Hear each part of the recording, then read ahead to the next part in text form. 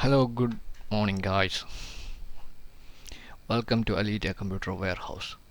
നമ്മളിന്ന് പറയുന്നത് ഇക്കിക്കായെ കുറിച്ചാണ്, പർപ്പസ് ഓഫ് ലൈഫ്. അതിൽ തന്നെ ഗെയിമിങ്ങിൻ്റെ അതിൻ്റെ ഇൻവോൾവ്മെൻറ്റ്, അതിലുള്ള ഇൻവോൾവ്മെൻറ്റിനെ കുറിച്ചാണ് പറയുന്നത്. So first of all, gaming എല്ലാവരും പറയുന്നത് അത് വയലൻസ് ആണ്, അത് നമ്മളെ ഒരുപാട് വയലൻ്റ്ലി സ്വാധീനിക്കും എന്നാണ് പലരും പറയുന്നത്. ബട്ട് ദ ട്രൂത്ത് ഈസ്, ജപ്പാനിൽ നടത്തിയ സർവേ പ്രകാരം വയലൻ്റ് ആയിട്ടുള്ള ഗെയിമുകൾ കളിക്കുന്നവരുടെ സ്ട്രെസ് ലെവൽ വളരെ കുറവാണ്. അവർ കമ്പാരിറ്റീവ്ലി വയലൻ്റ് ആയിട്ടുള്ള ഗെയിം കളിക്കാത്തവരെക്കാളും സ്ട്രെസ്സ് കുറവാണ് ഈ ഗെയിം കളിക്കുന്നത്. അതിലൂടെ അവർക്ക് സ്ട്രെസ്സ് കുറയുന്നതായി കണ്ടെത്തിയിരിക്കുന്നു. അതുപോലെ തന്നെ ഗെയിമിങ്ങിന് ഒരുപാട് ബെനിഫിറ്റുകളും ഉണ്ട്. അതിനെക്കുറിച്ചാണ് നമ്മൾ ഈ വീഡിയോയിൽ പറയാൻ പോകുന്നത്. സോ മോസ്റ്റ് ഇമ്പോർട്ടൻ്റ്ലി, ലൈഫിൽ നമ്മൾ മുമ്പോട്ട് പോകണമെങ്കിൽ ഒരു പരിധിവരെ, സ്കൂൾ ലൈഫ് വരെ നമുക്ക് വലിയ കാര്യങ്ങളൊന്നും ചിന്തിക്കേണ്ടി വരില്ല. പക്ഷെ അത് കഴിഞ്ഞ് മുമ്പോട്ട് പോകണമെങ്കിൽ ലൈഫിലൊരു പർപ്പസ് വേണം. സോ പർപ്പസ് ഉള്ളവരാണ്, ഇക്കിഗായ് എന്ന ജാപ്പനീസ് ബുക്കിൽ പറയുന്നത്, പർപ്പസ് ഉള്ളവരാണ് ലൈഫിൽ ഏറ്റവും കൂടുതൽ മോട്ടിവേറ്റഡ് ആയിട്ടുള്ള ആളുകളെന്ന് പറഞ്ഞാൽ പർപ്പസ് ഉള്ളവരാണ്, ലൈഫിൽ എന്തെങ്കിലും പർപ്പസ് ഉള്ളവർ.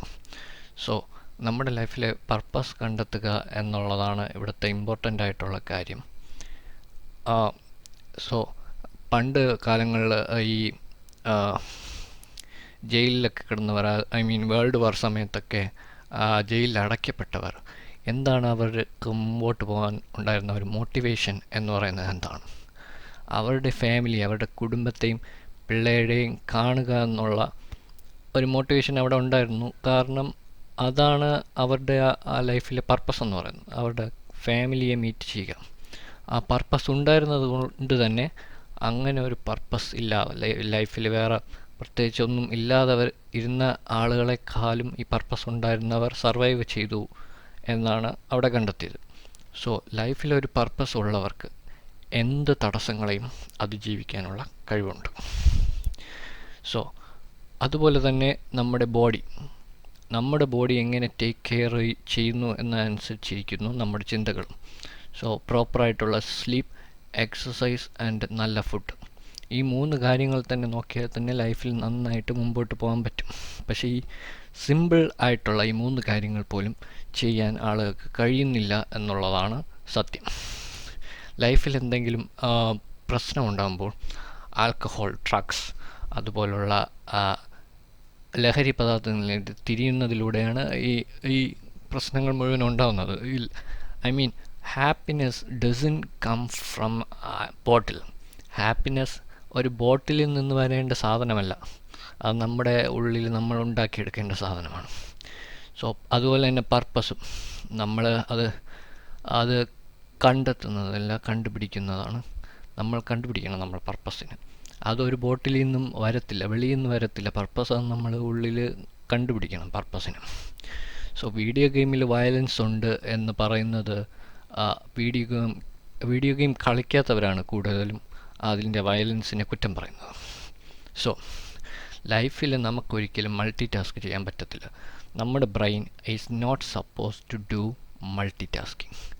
അതിന് ഒരു സമയത്ത് ഒരു ടാസ്ക് ചെയ്യാനുള്ള കഴിവേ ഉള്ളൂ. സോ മൾട്ടി ടാസ്കിങ് എന്ന് പറയുന്നത് ഒരു മിത്താണ്. ബട്ട് നമ്മൾ ആക്ച്വലി ചെയ്യുന്നതെന്ന് പറഞ്ഞാൽ നമ്മൾ മൾട്ടിപ്പിൾ ടാസ്കുകളിലോട്ട് നമ്മുടെ ബ്രെയിൻസ് ഷിഫ്റ്റ് ചെയ്യുകയാണ് ചെയ്യുന്നത്. ആക്ച്വലി നമ്മൾ ഒന്നിൽ കോൺസെൻട്രേറ്റ് ചെയ്യുന്നില്ല, നമ്മൾ ബ്രെയിൻ കപ്പാസിറ്റി അങ്ങോട്ടും ഇങ്ങോട്ടും ഷിഫ്റ്റ് ചെയ്യുകയാണ് ചെയ്യുന്നത്. അല്ലാതെ മൾട്ടി ടാസ്ക് നമ്മുടെ ഹ്യൂമൻ ബ്രെയിൻസിന് മൾട്ടി ടാസ്കിങ് ചെയ്യാനുള്ള കഴിവില്ല. അതുകൊണ്ട് തന്നെയാണ് നമ്മുടെ ഈ ജാപ്പനീസ് ബുക്കായ ഇക്കിഗായിൽ പറയുന്നതെന്ന് പറഞ്ഞാൽ, നമ്മൾ ഒരു ടാസ്കിൽ നമ്മൾ കോൺസെൻട്രേറ്റ് ചെയ്ത് ഇരിക്കുകയാണെങ്കിൽ, ആ ടാസ്ക് നമുക്ക് നല്ല വൃത്തിയായിട്ട് എറർ ഫ്രീ ആയിട്ട് ചെയ്യാൻ കഴിയും. അതേസമയം മൾട്ടി ടാസ്ക് ചെയ്യുന്ന ഒരാൾ സംബന്ധിച്ചിടത്തോളം എററുകൾ ഉണ്ടാകുന്ന ചാൻസ് കൂടുതലാണ്. അതുപോലെ തന്നെ അയാളുടെ കയ്യിൽ കിട്ടിയ ആ ടാസ്കിനെ നല്ല വൃത്തിക്ക് ചെയ്യാനും പറ്റിയെന്ന് വരില്ല. So we cannot multitask. So ഗെയിമിങ്ങിലൂടെ നമുക്ക് കിട്ടുന്നതെന്ന് എന്താണ്? ഒരു ഒബ്ജക്റ്റീവാണ് നമ്മുടെ ഫ്രണ്ടിൽ കൊണ്ട് വയ്ക്കുന്നത്. ആ ഒബ്ജക്റ്റീവിന് വേണ്ടിയാണ് നമ്മളതിൽ ഗെയിമിങ്ങിൽ കളിക്കുന്നത്. ആ ഒബ്ജക്റ്റീവ് നേടിയെടുക്കാൻ അതിനർത്ഥം എന്ന് പറഞ്ഞാൽ നമ്മൾ ഒരു ടാസ്കിൽ കോൺസെൻട്രേറ്റഡ് ആണ്. വേറെ ഡിസ്ട്രാക്ഷൻ പോലും നമ്മളെ അതിൽ നിന്ന് പിന്തിരിക്കുന്നില്ല. നമ്മൾ ആ ടാസ്കിൽ കോൺസെൻട്രേറ്റഡ് ആയിരിക്കുന്നത് കൊണ്ട് തന്നെ നമുക്ക് നല്ല വൃത്തിയായിട്ട് അത് നേടിയെടുക്കാൻ പറ്റും. അതാണ് ഗെയിമിങ്ങിലൂടെ കിട്ടുന്നത്. അതുപോലെ തന്നെ ലൈഫിൽ നമുക്കൊരു ഒബ്ജക്റ്റീവ് വേണം.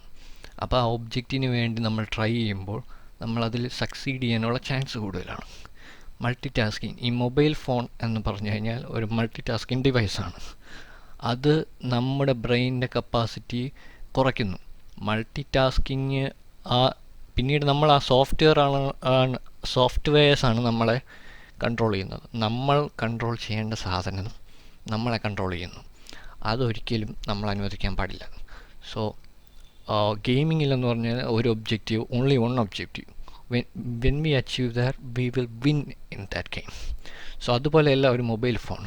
സോ കമ്പാരിറ്റീവ്ലി എന്താണ് ഇവിടുത്തെ ഏറ്റവും വലിയ പ്രശ്നം? ഗെയിമിംഗ് അല്ല, മൊബൈൽ ഫോൺ. മൾട്ടി ടാസ്കിങ് ചെയ്യുന്ന ഡിവൈസുകളാണ് പ്രശ്നം. ഗെയിമിങ്ങിൽ ഒരിക്കലും നിങ്ങൾ മൾട്ടി ടാസ്കിങ് ചെയ്യുന്നില്ല. അതിൽ പറഞ്ഞിട്ടുള്ള ഒബ്ജക്റ്റീവ്സിന് വേണ്ടിയാണ് മാത്രമാണ് നിങ്ങൾ കഷ്ടപ്പെടുന്നത്. സോ അതുപോലെ തന്നെ ബാലൻസ്ഡ് ഫ്ലോ ആണ് നമ്മുടെ അടുത്ത പോയിൻ്റ് എന്ന് പറഞ്ഞാൽ. നമ്മൾ ബാലൻസ്ഡ് ഫ്ലോ ആയിരിക്കണം. ഒരിക്കലും എന്ന് വെച്ച് കഴിഞ്ഞാൽ കൂടുതൽ ആൻസൈറ്റിയിലോട്ടും പോകാൻ പാടില്ല, കൂടുതൽ ബോർഡമിലോട്ടും പോകാൻ പാടില്ല. രണ്ടും ബാലൻസ്ഡ് ആയിരിക്കും. ഇപ്പോൾ വർക്ക് പ്ലേസസിൽ നമ്മൾ നോക്കുകയാണെങ്കിൽ നമുക്ക് തരുന്ന ടാസ്കുകൾ വളരെ ഈസി ആണെങ്കിൽ നമ്മൾ ബോർഡായിരിക്കും. അതുപോലെ തന്നെ നമുക്ക് വരുന്ന ടാസ്ക് ഭയങ്കര ടഫാണെങ്കിൽ നമ്മൾ ഭയങ്കര ആൻസൈറ്റിയിലോട്ട് പോകും. ഇത് എല്ലാം നമ്മുടെ സ്ട്രെസ്സ് ഇതൊക്കെ കൂട്ടുന്നതിന് കാരണമാവും. സ്ട്രെസ്സ് കൂടുമ്പോൾ നമ്മുടെ ആയുസ് കമ്പാരിറ്റീവ്ലി കുറയും. സോ നമുക്കൊരു ഹെൽത്തി ആയിട്ടുള്ള ഒരു ലൈഫ് ജീവിക്കണമെങ്കിൽ എപ്പോഴും ബാലൻസ്ഡ് ആക്കണം. കൂടുതൽ ആൻസൈറ്റിയിലോട്ടും പോകാൻ പാടില്ല, കൂടുതൽ ഈസി ആയിട്ടും പോകാൻ പാടില്ല. സോ ഇതിനിടയിലുള്ള ലൈഫാണ് നമ്മൾ ചൂസ് ചെയ്യേണ്ടത്. അതുപോലെ തന്നെ ഇൻ ദിസ് കേസ് അപ്പോൾ കല്യാണം എന്നൊക്കെ പറയുന്ന കാര്യങ്ങൾ വളരെ സ്ട്രെസ്സായിട്ടുള്ള കാര്യങ്ങളാണ്. അത് പറ്റാവുന്ന ആളുകൾ മാത്രം വേണം ആ പരിപാടിക്ക് ഇറങ്ങുക. ഇല്ലെങ്കിൽ വളരെ നല്ല പോലെ പീസ്ഫുള്ളായിട്ട് ജീവിക്കാൻ പറ്റുന്ന